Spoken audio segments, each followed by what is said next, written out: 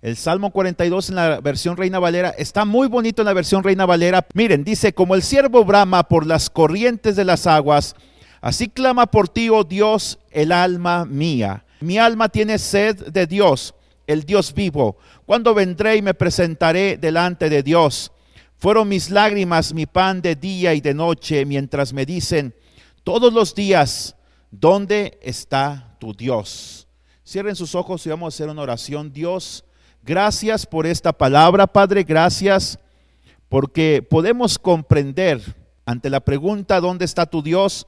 Nosotros tenemos la respuesta. Dios está en los cielos, pero también está con el quebrantado y con el humilde de espíritu, dice tu palabra. Y dice tu palabra que donde estén dos o tres congregados en tu nombre, aquí estás tú en medio de nosotros. Bendice a cada uno de nosotros, a los que estamos aquí esta noche. Bendice, Señor, aún los que no pudieron estar, Señor. Y bendice sobre todo los que han de escuchar tu palabra y a los que han de ponerla por obra. En el nombre de Cristo Jesús, Señor, te lo pedimos. Amén. Pueden tomar asiento. Yo quiero hablar del Salmo número 42, Salmo 42. Y mire, el tema es aprendiendo a tener control de nuestra alma. Aprendiendo a tener control de nuestra alma, porque en el alma está el asiento de las emociones, de las decisiones, de la inteligencia. En el alma está la memoria. En resumen, el alma es lo que somos. Yo te veo por fuera, veo tu apariencia física, pero eso es lo externo solamente, es el cuerpo. Adentro de tu cuerpo está tu alma, es quien realmente eres tú. Lo que la Biblia le llama el corazón. No este órgano que late con fuerza, sino el alma, las emociones y los sentimientos, como lo he dicho, los judíos le llamaban el corazón. Por eso Dios dice: dame, hijo mío, tu corazón y miren mis ojos tus caminos. Por eso es que Dios pide que le entreguemos el corazón, porque es nuestra alma. Pero a veces, desafortunadamente, el alma es la que nos controla, o la misma alma es controlada también por las emociones. Vemos que el salmista se sentía profundamente triste. Era una tristeza que venía de su alma. Pero la parte más profunda del ser humano, porque no sé si usted lo sepa, los seres humanos estamos conformados por tres partes: el cuerpo, el alma y el espíritu. Y el espíritu es la parte que Dios ha puesto en nuestra vida, la cual se define como el aliento de vida que Dios sopló sobre Adán. Y entonces Adán dejó de ser solamente un cuerpo de barro, se convirtió en un ser viviente, empezó a hablar, empezó a caminar, empezó a comer, empezó a gustar, empezó a ver, a escuchar, y entonces llegó a ser un ser viviente. Entonces el espíritu es la vida que Dios te da, y en todas las personas Dios ha depositado el espíritu, que no es el Espíritu Santo. El Espíritu Santo viene a tu vida cuando tú le entregas tu vida a Jesucristo y empieza a tomar control, en primer lugar, de tu espíritu humano. En segundo lugar, empieza a tomar control de tu alma, y en tercer lugar empieza a tomar control de tu cuerpo, porque el cuerpo es dado a sentir sensaciones, es dado a la búsqueda del placer, es dado a la búsqueda de satisfactores. Y entonces dice la Biblia que de la abundancia del corazón habla la boca. El cuerpo externa lo que el corazón desea. Y hay gente que es guiada solamente por sus deseos humanos, su carne. Y hay gente que vive en la carne. Pero dice la Biblia que nosotros debemos de vivir en el espíritu. Ni siquiera en los deseos del alma, porque el alma es engañosa. Dice la Biblia que el corazón es engañoso más que todas las cosas. ¿Quién lo conocerá? Solamente Dios conoce lo que es el alma. De hecho, Dios conoce lo que hay en nuestra alma, y no solamente lo conoce, porque a veces ni siquiera tú mismo lo puedes llegar a conocer. Tú puedes decir: no, yo a esa persona que me hizo daño cuando era niño no la odio, pero apenas la ves, se te llena el corazón de fuego y deseas matarla, deseas herirla. Y entonces dices tú: el que me la hizo me la paga. Y quieres aplicarle la ley del talión, la venganza. Y entonces hay gente que llega o vive llena de resentimiento contra alguien que les hizo daño. Y lo único que desean es vengarse. Pero entonces nosotros, dice la palabra de Dios, miren, Hebreos capítulo 4, versículo 12. Hebreos capítulo 4, versículo 12. Escucha lo que dice. Hay cosas que ni siquiera tú mismo conoces de tu alma. Ni siquiera tú las conoces. Pero Dios nos ha dado su palabra como un instrumento que nos puede ayudar a reconocer las necesidades de nuestra alma. Hebreos 4:12, escucha, ¿lo tienes? Dice de esta manera: porque la palabra de Dios es viva y eficaz, y más cortante que toda espada de dos filos, y penetra hasta partir el alma y el espíritu, las coyunturas y los tuétanos, y discierne los pensamientos y las intenciones del corazón. La palabra discernir significa criticar, juzgar, diferenciar y separar. Es lo que hace la palabra de Dios. Cuando tú te expones a la palabra de Dios, mira, yo tengo un disco que me regalaron, se llama Audiobiblia. Son todos los libros, capítulo por capítulo, desde Génesis hasta Apocalipsis. En la noche, mientras yo me duermo, pongo la Audiobiblia. La Biblia está ahí escuchándose. Yo me duermo, me despierto, escucho una palabra. Mientras me duermo, la estoy escuchando, estoy meditando en lo que dice ahí. ¿Crees que eso cuenta? ¿Crees que Dios lo tomará en cuenta? Sí cuenta. La fe viene por el oír la palabra de Dios, dice Romanos 10:17. Tú tienes que exponerte a la palabra de Dios para que Dios tome control de todo tu ser integral, espíritu, alma y cuerpo. Ahora, ¿cómo lo va a empezar a hacer Dios? A través de la palabra de Dios. No existe otro elemento. Una iglesia donde no se te da una sana palabra de Dios, escucha, es una iglesia donde yo dudo que tú debas de estar. ¿Por qué? Porque la palabra de Dios debe de darse tal cual es. Imagínate que tú alimentas a un bebé como lo hicieron en China. ¿Supieron ustedes lo que pasó en China hace algunos años? Vendían leche para bebés adulterada. Le echaban, por ejemplo, yeso a la leche. Imagínate que un bebé se toma un biberón, en lugar de traer agua trae yeso. ¿Qué le va a pasar? ¿Qué le pasará a Guillermo, a un bebé? ¿Es sano? Pero tiene la apariencia de leche, parece leche. ¿Sí? O no sé qué otras sustancias más fuertes. Murieron decenas de bebés.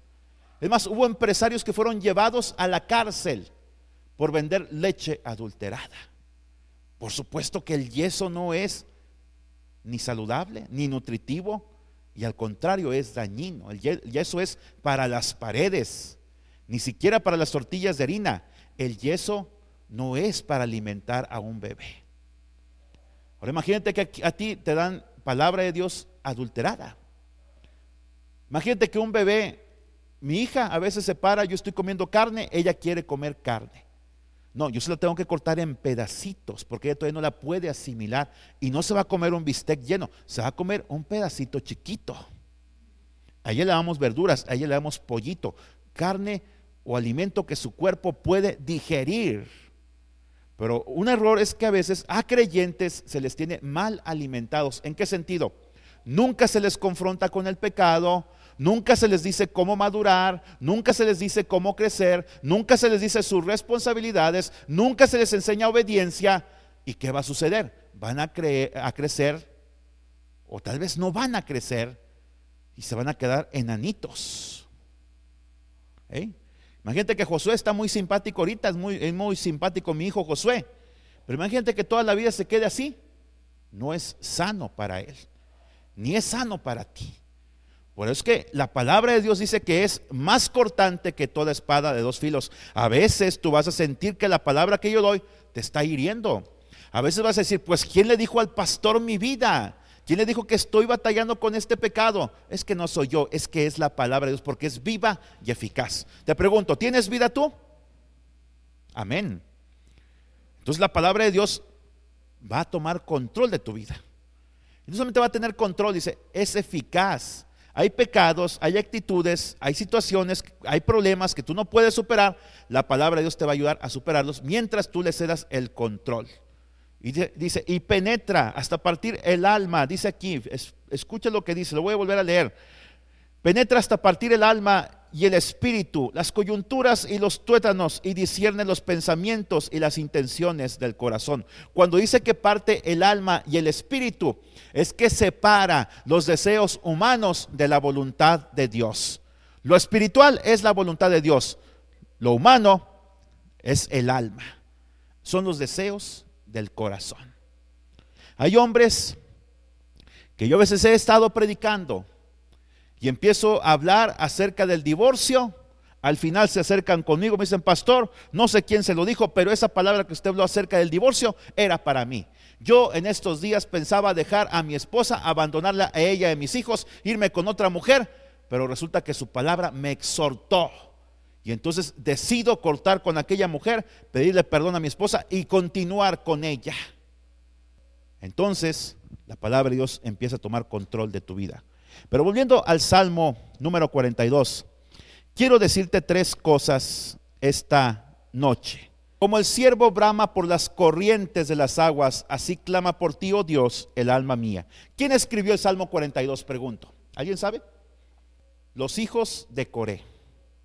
No fue el rey David, fueron los hijos de Coré. Y escucha, los hijos de Coré eran los hijos de un hombre impío, de un hombre rebelde, de un traidor a la patria. Coré fue un hombre que un día se rebeló contra Moisés en el desierto, según el capítulo número 16 del libro de Números. Coré se rebeló contra Moisés y le dijo, tú ya nos tienes hartos. Aquí en el desierto no hay más que maná, no hay agua para beber, nuestros hijos se van a morir de sed, nuestros ancianos también, así que nos vamos a regresar a Egipto, preferimos ser esclavos allá, pero al menos tener algo que comer, que continuar contigo a esa tierra que Dios nos prometió, pero que no hemos llegado. ¿Y sabes usted lo que pasó?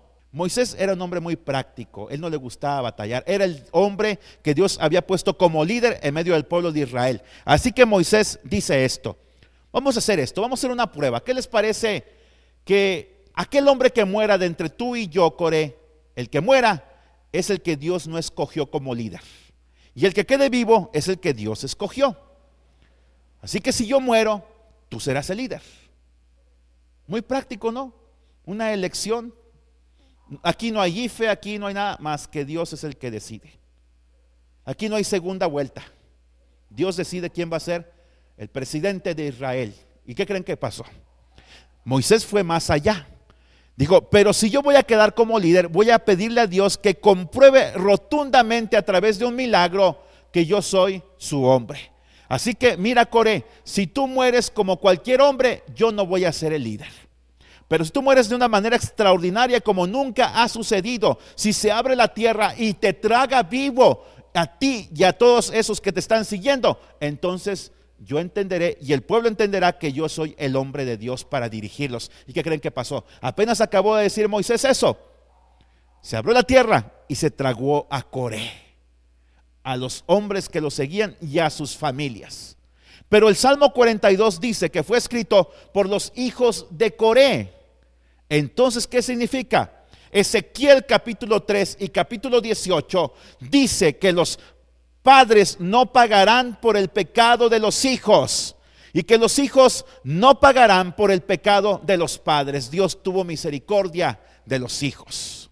Aquí como padres, ¿a quién le gustaría que nuestros hijos pagaran por nuestros pecados? ¿Verdad que a ninguno de nosotros? Cuando un hijo se enferma, mira cómo nos duele en el corazón. Quisiéramos que fuéramos nosotros los enfermos, pero no ellos los que estuvieran sufriendo. Entonces Dios tuvo misericordia de los hijos de Coré y ellos sobrevivieron a ese terremoto que abrió la tierra y se tragó a su padre. Pero ellos crecieron con un estigma. El estigma con el que crecen aquellos hombres que han sido hijos de una prostituta, que han sido hijos de un drogadicto, de un ratero, de un presidiario, que han sido hijos de un ladrón, que han sido hijos de un asesino, de un alcohólico. Ellos crecieron con un estigma.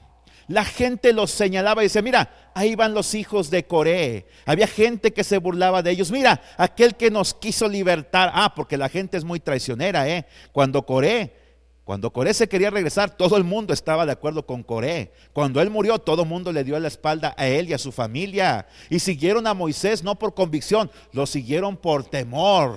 Y escucha, ellos crecieron y entonces un día ellos experimentaron una gran soledad.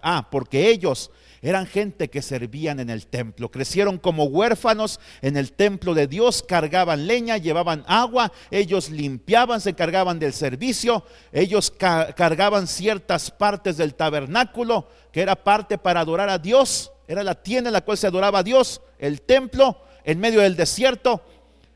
Y entonces hubo un tiempo en que llegaron a experimentar una depresión muy profunda, una tristeza muy profunda. Eran rechazados por la gente y llegaron a sentirse rechazados por Dios. Y a veces el pecado, la enfermedad, la depresión son como fieras que te empiezan a acosar y a perseguir.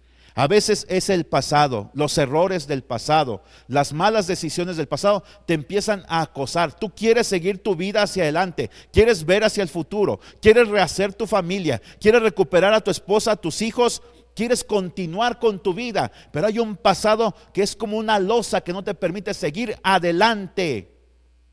Y entonces es como una fiera que te quiere destruir. Y mira, dice aquí que el ciervo brama por las corrientes de las aguas. Escucha, el ciervo es un pequeño animal. Y este pequeño animal corre en el desierto. Está buscando agua por varias razones. Mira, en primer lugar, ¿por qué busca el ciervo agua? En primer lugar, porque en el agua va a saciar su sed. Está desfalleciendo, está cansado de huir de su depredador. Tal vez es un oso, tal vez es un león. Tal vez es un lobo, pero él está huyendo porque el depredador lo quiere matar. Y básicamente a ti el pecado y a mí nos quiere matar. Satanás utiliza el instrumento preferido que es el pecado, la tentación, para acabar con nuestra vida. Y a veces llegamos aquí al culto cansados, llegamos sedientos, llegamos a rastras, a veces llegamos a gatas. Pero queremos llegar porque sabemos que aquí es un lugar de refugio, es un lugar de sustento. Y entonces, tú quieres llegar aquí porque aquí hay fuentes de agua viva. Entonces el siervo quiere llegar a esa fuente de agua viva, a ese arroyo, a ese río, porque sabe que ahí va a saciar su sed y va a poder seguir viviendo. Se va a ir esa sed para siempre. En segundo lugar, quiere llegar allí porque sabe que allí hay una protección. Allí sus huellas se van a perder. Allí su olor se va a perder. Allí ya no lo va a encontrar el depredador. Y escucha, en tercer lugar, allí hay alimento, allí hay pastos verdes, allí está la palabra de Dios para el siervo que tiene sed espiritual. Allí hay alimento para ti, allí hay un verdadero crecimiento, hay un lugar de refugio. Y entonces ellos comparan su vida con la de ese siervo que está huyendo. Y ellos empiezan a entablar un diálogo consigo mismo. ¿Alguno de ustedes ha hablado consigo mismo? Alguien ha dicho, y me dije a mí mismo. A veces de esas pláticas que estás en el carro, en la combi, a veces en el baño, mientras te estás bañando, ahí en el sanitario, a veces son esas pláticas de 3, 4 de la mañana, 5 de la mañana, cuando llegas a reflexionar y dices, ¿qué he hecho con mi vida? A veces hay gente que después de amanecer borracho, alcoholizado, drogado, cuando ya pasó el efecto de la droga, del alcohol y empieza la cruda moral, amanecen en un baño completamente desnudos, llenos de vómito, amanecen en una cama extraña, en un cuarto extraño y dicen, ¿con quién dormí esta noche? ¿Qué me hicieron o qué hice? Es ese diálogo intensamente humano que sale del alma, que se empieza a preguntar lo que se preguntó el salmista, los hijos de Coré, cuando ellos dijeron, ¿cuándo vendré? Y me presentaré delante de Dios, porque así como el siervo tiene sed de agua, mi alma tiene sed de Dios, del Dios vivo. Versículo 2 lo dice. Mi alma tiene sed de Dios. Pero no solamente es tener sed. Hay gente que se muere junto a las fuentes de aguas vivas. Hubo muchos siervos que se murieron a la orilla del río. Una de las historias que a mí más tristeza me ha causado es el saber que cada año 1,000 personas mueren en las márgenes del río Bravo intentando cruzar a los Estados Unidos. 400,000 o 300,000 en promedio lo logran cada año. Otros se mueren en el desierto de aquel lado o de este otro lado, se mueren de sed. Se mueren asesinados después de haber sido secuestrados. Otros, mayoritariamente, mueren enfermos. Otros murieron de sed. Qué triste es morirte junto a la fuente de agua viva de sed. Eso habla de la gente religiosa. Hay gente que puede estar aquí, pero nunca se ha hecho la pregunta: ¿cuándo vendré y me presentaré delante de Dios? Es decir, ¿cuándo me voy a poner a cuentas con Dios?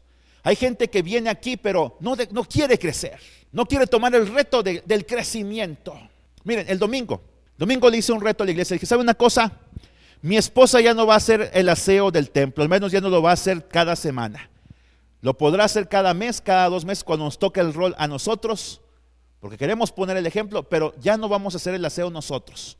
Ahora van a ser familias las que también se van a involucrar. ¿Quién quiere? Al final ahí va a estar la lista. ¿Cuántos anotaron, Vero? Una sola familia.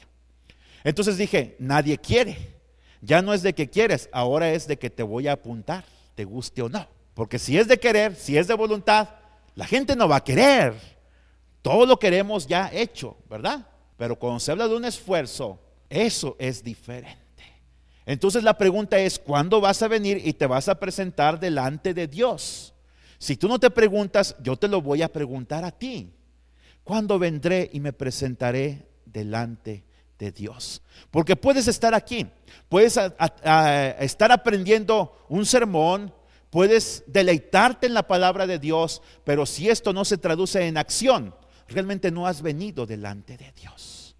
Si no haces un compromiso con Dios, si no pasas al altar y le entregas tu vida, o al menos allí en tu lugar, si no le entregas tu corazón y dices, voy a cambiar, pero no como Lupita D'Alessio, que tanto lo canta y nunca cambió. Ahora sí voy a cambiar de verdad. Tú dices eso, que por cierto Lupita sí es cristiana, ya cambió, ahora sí, gracias a Dios. 20 años nos tuvo hasta el queque con la canción Hoy voy a cambiar, y nunca cambiaba la pobre mujer, pero cuando conoció a Cristo, cambió de verdad. Entonces, ¿cuándo vas a venir y presentarte delante de Dios?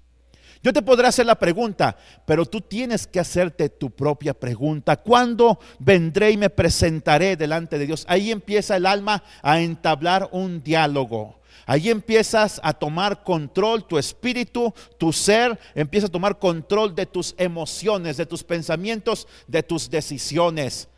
Venirte a presentar delante de Dios, mira, implica varias cosas. En primer lugar, admitir que tienes un problema. Admitir que tienes una soledad, una depresión, un pecado, una tentación que no puedes vencer, un deleite que es no conforme a la voluntad de Dios. Eso es, en primer lugar, la pregunta: ¿cuándo vendré y me presentaré delante de Dios? Eso es venir delante de Dios. ¿Se acuerdan del hijo pródigo? Le dijo a Dios, dame la parte de la herencia que me corresponde. Con todo el dolor de su corazón, el padre tomó la herencia, la tradujo en pesos y le dio la tercera parte a su hijo, porque eran 2 hijos. Al mayor le corresponden 2/3 partes. Al menor le correspondía una sola tercera parte. Este hombre la toma, la deposita en el banco, toma su tarjeta de débito, se va a un país lejano. Un país lejano es un pecado. Un país lejano es como lo que yo hice cuando tenía 18 años de edad. Me salí de mi tierra en Río Bravo, dije, estoy harto de que todos los domingos me obliguen a ir a la iglesia. Me voy a Saltillo a estudiar una carrera, allá voy a conocer mujeres, allá voy a conocer el alcohol, allá voy a conocer la droga, allá voy a conocer la vida loca. Mira, llego aquí como un hijo pródigo. Y no tuvo que pasar mucho tiempo para que empezara a entrar en razón como el hijo pródigo. Mira, el hijo pródigo se gastó todo el dinero en prostitutas, en alcohol, en amigos. Cuando le faltó, vino una crisis económica, tuvo que pedir trabajo cuidando puercos. Él era judío, no lo olvides. Para los judíos los puercos eran una aberración, eran una inmundicia. Había caído lo más bajo, había tocado fondo. Y ahí dice que entró en razón, dice que cayó en sí. Y entonces él dijo, oye, yo aquí ando cuidando puercos, ni siquiera puedo comer de la comida que ellos comen, porque no me es permitido, tengo hambre, estoy desnudo, ando descalzo. Y entonces en la casa de mi padre, el esclavo más sencillo, la criada más sencilla, se da un banquete todos los días. ¿Qué voy a hacer? Voy a volver a la casa de mi padre. Le pediré perdón. Le diré: he pecado contra el cielo y contra ti. Hazme aunque sea uno de tus jornaleros. Qué bonito se escucha, ¿verdad? Pero ¿qué cree que pasó? ¿Qué hubiera pasado si el hijo pródigo sigue comiendo comida de puercos? Tal vez se mete y dice: pues como no me dejan comer, me voy a meter al hato de cerdos, me voy a llenar de lodo, voy a hacerle como ellos, para que cuando venga aquí el supervisor, pues piense que soy un puerco, pero yo voy a seguir comiendo. O sea, no basta venir a Dios. Dice: ¿cuándo vendré y me presentaré delante de Dios? Venir a Dios no basta con solamente reflexionar acerca de que has hecho mal, porque puedes seguir igual, enlodándote en el pecado. No basta con eso. Dice que Él se levantó. Cuando dice se levantó, implica que hubo un cambio, hubo un quiebre. Así como hubo un quiebre que te separó de Dios, hay un quiebre que te acerca a Dios. Como cuando se disloca un hueso. ¿Qué hay que hacer? Se estira el hueso, se acomoda en su lugar y regresa a su posición original y vuelve a funcionar entonces el brazo o la pierna o el tobillo. Entonces se estira y él volvió nuevamente a ubicarse en su lugar espiritual que le corresponde, pero tiene que hacer un esfuerzo ahora. Tiene que caminar de regreso a la casa del Padre. Y el Padre está esperándolo. El Padre pudo irle a buscar en cualquier momento, pero Él esperó a que Él regresara. Entonces le ve, se acerca, lo abraza, aquel empieza a confesar su pecado y el Padre lo restaura, le pone un anillo en su dedo, le reconoce nuevamente como su hijo y como un príncipe. Le pone calzado en los pies: ya no eres esclavo de tus delitos, deleites y pecados. Ahora ya eres libre para vencer el pecado y la tentación. Ya no andas descalzo, y lo viste con la mejor ropa, lo visten de amor. Le dice a sus criados: vengan y vístanlo con la mejor ropa. Para el creyente la mejor ropa es el amor. Saber que hoy puedes descansar tranquilamente en tu casa, en tu almohada, sabiendo que no hay condenación para ti. Romanos 8:1 lo dice: los que están en Cristo, ninguna condenación hay para ellos. No para los que andan en la carne, allá en el chiquero, sino para los que andan en el Espíritu. No solamente es suficiente reconocer que estás mal. Segundo paso para venir a Dios: hay que tomar una decisión y permanecer en ella. Tal vez vas a caer, tal vez te vas a tropezar, pero tienes que levantarte y permanecer firme, decir: Dios, me equivoqué, perdóname, quiero continuar la vida cristiana. Pasos para volver a Dios. Y entonces aceptar lo que Dios te da, aceptar que ya no eres un esclavo, aceptar que eres hijo de Dios y aceptar que Dios te vista de amor y empezar a dar amor a otros. Eso implica perdonar. Me ofendiste, ahora te perdono. Ahora, ¿cuándo vendré y me presentaré delante de Dios? Debes de preguntarte a ti mismo.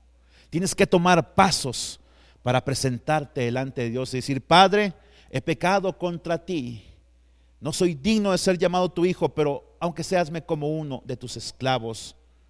Hazme tu siervo. Y entonces el siervo es aquel que obedece la voluntad de Dios. Segunda pregunta que debes de hacerte es esta. Versículo 5: ¿por qué te abates, oh alma mía, y te turbas dentro de mí? En primer lugar, ¿cuándo vendrás y te presentarás delante de Dios? Segundo lugar, a veces tu alma está tan dañada, está tan abatida, está tan destruida por el pecado, por las malas decisiones, por los efectos de otros que te dañaron, que tienes que preguntarte y empezar a sanar tu alma, a hacer un diálogo con ella. ¿Qué es lo que hacen los psicólogos? ¿Qué hace un psiquiatra? Te dice: siéntese en el diván, te acuestas, te empiezan a preguntar cosas, no te está escuchando, está grabando la conversación para luego escucharla. Él está tal vez en Facebook, ahí en su iPad, pero tú piensas que te está escuchando. No, la está grabando para luego darle un repasón y decir: pues ya conozco a este loco, le vamos a dar 2 que 3 chochos, ya para que se calme, y le vamos a cobrar de pasar 500 pesos ahí con la secretaria. De veras, así funciona. ¿Sabes cómo se llama eso? Catarsis. Sacar lo que te hace daño. Me enfermé el domingo, comí un pollo que no servía, o no servía o no, pero tal vez mi cuerpo no lo toleró. Me enfermé. ¿Saben cuándo me curé? Hasta que salió todo el pollo que me estaba haciendo daño. Perdonen la expresión, pero así es. Eso es catarsis. Lo he dicho varias veces. Hasta que acabas de vomitar todo, hasta ahí acaba la catarsis. Es un instrumento que usa el alma. ¿Has conocido gente que siempre te está platicando sus problemas? Escúchala, está haciendo catarsis. Pero llega el punto en que te harta porque, oye, pues siempre lo mismo, pues ya madura, ¿no? El trabajo de un pastor, escucha, es retarte y decir, oye, ya basta. Vamos a cosas mayores, a cosas mejores. Sí te voy a escuchar 4 o 5 veces más, las que quieras. Nada más sé consciente de que yo no te cobro como un psicólogo o un psiquiatra. Nada más sé consciente de eso. Nada más sé consciente de que implica tiempo. Pero tenemos que trabajar un sistema de obediencia, de servicio, de dar, en el que tú vas a olvidarte de tus problemas a través del amor al prójimo. Por eso el Padre dijo al Hijo, vístanlo de la mejor vestidura, porque podemos amar a otros porque hemos sido amados primero por Dios. Por eso yo les digo, vayan y salúdense, sálganse del lugar, rompamos el protocolo. ¿Para qué? Para que ustedes puedan sentirse amados por alguien. La próxima vez les voy a decir, ¿saben qué? Abracen a alguien que no conocen. Porque el amor es un gran déficit que la gente tiene en su corazón. Ahora dice, ¿por qué te abates? Tienes que preguntarte, ¿por qué estoy abatido? ¿Por qué estoy turbado dentro de mí? ¿Por qué me estoy derrumbando? A ver, hermana Beli, léeme el versículo 5 en la versión La Palabra de Dios para Todo. Pásamela, bro, pásamela. ¿Por qué tengo que estar tan angustiado y sufrir tanto? Confiaré en Dios y le agradeceré por haberme salvado. Deja de abatirte, deja de preocuparte o de angustiarte. Deja de sufrir. ¿Sabes cómo vas a dejar de sufrir? No yendo a pare de sufrir. De veras. No. Hay 2 cosas que te dice el versículo 5. Escucha lo que dice. Confiaré en Dios y le agradeceré por haberme salvado. En primer lugar, tienes que depositar tu confianza en Dios. Tal vez depositaste tu confianza antes en las personas. Tal vez la depositaste en el amigo, en la novia, en el esposo, en tu fuerza económica, en tu fuerza física, en tu fuerza moral. Ahora tienes que depositar tu confianza en Dios. Dice aquí, por tanto, dice el versículo 5, espera en Dios, porque aún he de alabarle. Tienes que aprender a esperar en Dios. ¿Escuchas? El domingo llegó una persona que estaba muy necesitada de Dios, muy desesperada, me lo dijo ella. Yo tuve una estrategia, escúchenla. No se la he dicho a ella, porque no ha venido. La mandé a comprar una Nochebuena que está ahí en la entrada. ¿Sí la vieron? Es real, es de verdad. No es de plástico. Tráela, Vero. Nos la regaló. Dije, en primer lugar, me obedeció. Fue y compró la Nochebuena en segundo lugar. En tercer lugar, nos la regaló. Qué bonito, ¿verdad? Seguía angustiada. Mientras ella se fue, miren, yo hice esto. Agarré este bote, este frasco de aceite y empecé a orar por él y le dije, Dios, si tiene un problema físico o espiritual, tú la vas a sanar. Miren, esa es la Nochebuena. ¿Verdad que está bonita? Nos la regaló una persona angustiada. ¿Ustedes creen que si ella le regala algo a Dios, yo no le pedí que la regalara, yo se la iba a pagar? ¿Creen que si ella le regala algo a Dios, Dios no la va a recompensar? Sí, pero Dios quiere que vayas más allá, que vayas más allá. Dios quiere que vayas más allá. Llega, me encuentra orando. Dije, voy a orar media hora por ella. Me voy a levantar, la voy a ungir con aceite y le voy a pedir a Dios sanidad. En el nombre de Jesús. No, se desesperó y se fue. ¿Qué dice la Biblia? ¿Estás abatido? Espera en Dios. Ella no supo esperar. Hay que aprender a escuchar las indicaciones del pastor. Hay que aprender a esperar en Dios. Yo oraría por ella, le diría, hermana, quédese en el culto, al final vamos a volver a orar por usted. Y si no sana, ¿sabe qué? Yo mismo la acompaño hasta el hospital, porque tal vez el problema era físico, tal vez no era solamente de índole espiritual o emocional. Pero quiero decirte una cosa, la gente a veces no sabe esperar y por eso luego no llegan las bendiciones. Yo he aprendido que si permaneces suficientemente tiempo en un lugar, allí tarde o temprano va a llegar la bendición. Pero si andas a salto de mata de aquí para allá y de allá para acá, pues nunca te va a llegar la bendición. Y dices, oye, pues ¿dónde te dejo caer la bendición? Allá en Nueva Creación, en Comunidad Cristiana, en Cristo Vive o con los apostólicos, pues como que allí pare de sufrir no puedo, ¿va? No, ubícate en un lugar, aprende a esperar en Dios. Qué bueno que están riendo, qué bonito que estén riendo. Pero dice, espera en Dios, dice, porque aún he de alabarle. No solamente hay que esperar en Dios, hay que aprender a alabarle. ¿Está alguno triste? Dice Santiago capítulo 5 versículo 13, cante alabanzas. ¿Está alguno afligido? Haga oración. La oración te enseña a esperar en Dios. Pacientemente esperé a Jehová. Salmo 40 versículo 1. Una cosa es esperar, otra cosa es esperar con paciencia. Hay gente que espera, pero no tiene paciencia. Entonces Dios dice, pues sí esperaste, pero pues me empezaste a maldecir, empezaste a dudar de mí, me empezaste a decir que no te amaba, te empezaste a quejar con los vecinos de mí, pues no supiste esperar en mí. ¿Está alguno afligido? Haga oración. ¿Está alguno alegre? Cante alabanzas. ¿Qué implica eso? Tienes que aprender a través de la alabanza a tomar control de tus emociones. Hay gente que no tiene control de sus emociones. ¿Conocen a Charlie Sheen? La serie Two and a Half Men, 2 hombres y medio. Es un hombre que no tiene control de sus emociones. ¿Conocen a Britney Spears? Una mujer que no tiene control de sus emociones. Pudiéramos decir muchas personas más. Incluso artistas mexicanos que no tienen control de sus emociones. Los ves haciendo cada barrabasada con su vida. Pero eso sí, cuando se suicidan, son unos héroes, ¿verdad? Salen todos sus trapitos al aire. Esta mujer que se suicidó, Amy Winehouse, hace 1 año y medio casi, a los 27 años de edad. Muchos rockeros y cantantes de soul y de qué otro estilo, soul y qué otro estilo hay, han muerto a los 27 años de edad. Y blues, soul y blues, y rap y hip hop, pero sobre todo rock, han muerto a los 27 años de edad.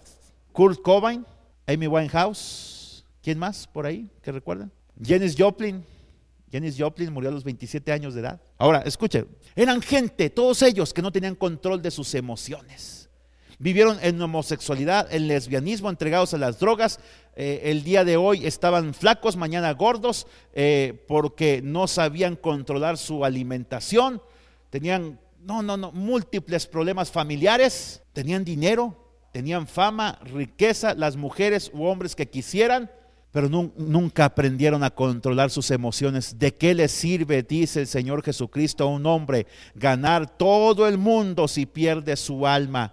Perdieron el control de sus emociones, porque en el alma están las emociones. ¿Quién te controla a ti o a quién controlas tú? ¿Tú controlas a tus emociones o tus emociones te controlan a ti? Cuando no tienes trabajo, cuando no tienes dinero, cuando no tienes que comer, lo primero que haces es quejarte, o dices, mejor me quedo calladito porque calladito me veo más bonito. Y mi clamor de mi corazón, en mi corazón mismo, se lo voy a llevar a Dios para que Él me dé la calma que yo necesito. Eso es aprender a esperar en Dios. Eso es aprender a alabar en Dios. Dice, salvación mía y Dios mío. Escucha, Dios es tu salvador. ¿Confías que Dios va a ser el salvador de tu problema que estás atravesando? El salmista lo dice. ¿Cómo voy a lograr tomar control de mis emociones? ¿Cómo voy a lograr decirle a mi alma, ¿por qué te abates y te turbas dentro de mí? ¿Quién me va a salvar de la turbación, de la angustia que estoy atravesando, de la depresión? Salvación mía, se lo dice a Dios, y Dios mío. ¿Es Dios realmente tu Dios? ¿O es solamente una experiencia de tus padres? ¿O es solamente una experiencia emocional o pasajera? ¿O es realmente Dios una experiencia viva para ti? ¿Realmente Él es tu Salvador?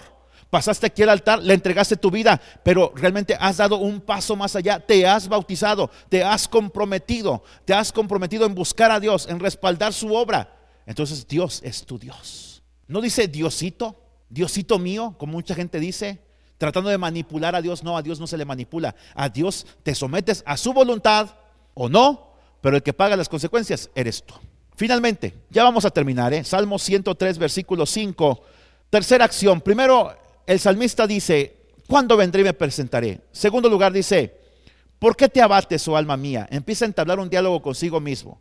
En tercer lugar, fíjate, ya no es ni siquiera consigo mismo, ya es su espíritu. Primero dice, ¿cuándo vendré y me presentaré? Cuando vienes aquí, mira, lo que se ve es el cascarón. Yo lo que veo son puros cascarones aquí. Pero tú tienes que entablar un diálogo no solamente externo, sino ir a lo interno, el alma. Ahora ya pasamos al espíritu, fíjate. Salmo 103, vamos al Salmo 103. Entonces todo nuestro ser ya está tomando el control de nuestra vida.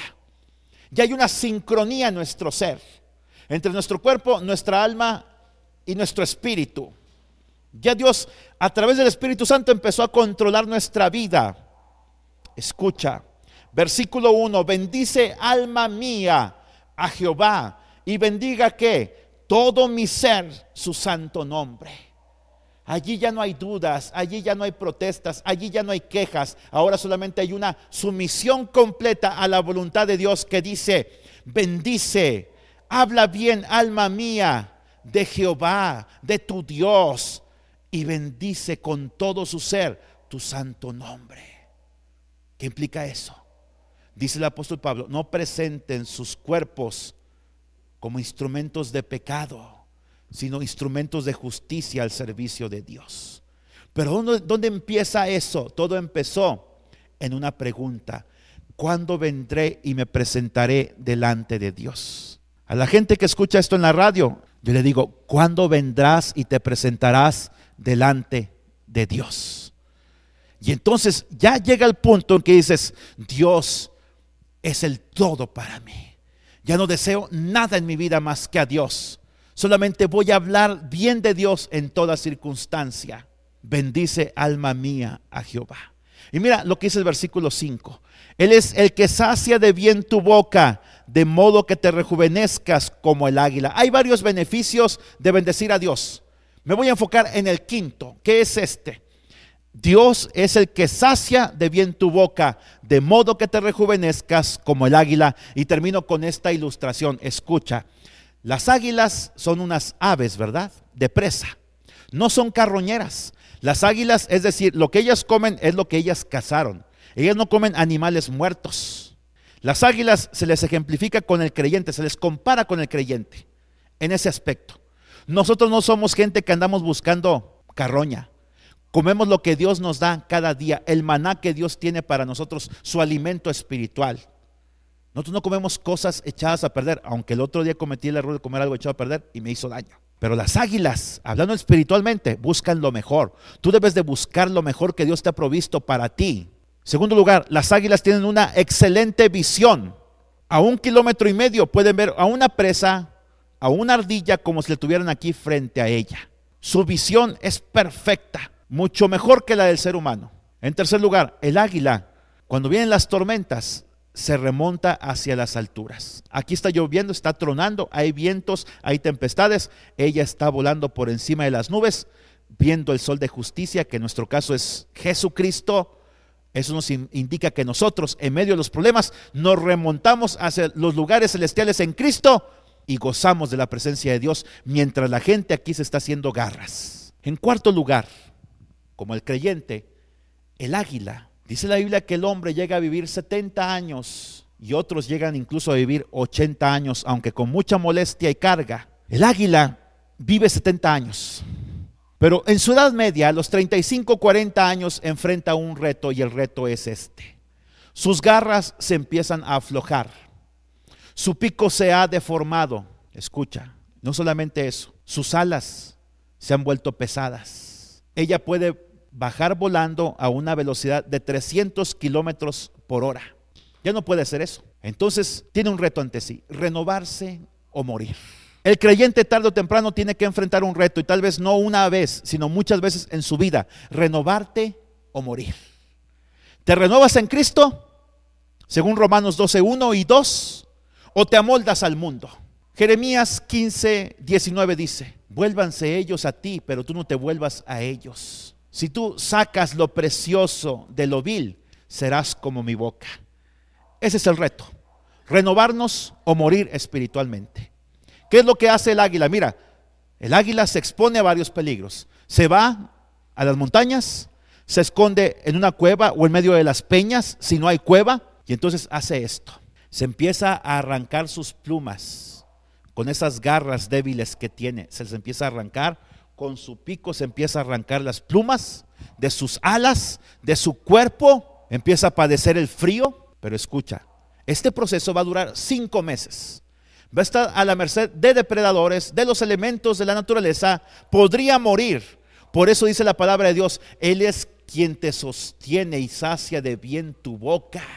Nosotros, como el águila, tenemos una garantía en medio de este proceso de renovación. Este proceso de renovación a veces implica que Dios te va a quitar toda tu autosuficiencia. A veces Dios te va a humillar Va a permitir que otros te humillen. Vas a tener que aprender a ser humilde, a no contestar maldición con maldición ni golpe por golpe, sino maldición por bendición y golpe con un Dios te bendiga por un favor en lugar de venganza. Y entonces el águila se empieza a quitar, como te lo he dicho, sus plumas.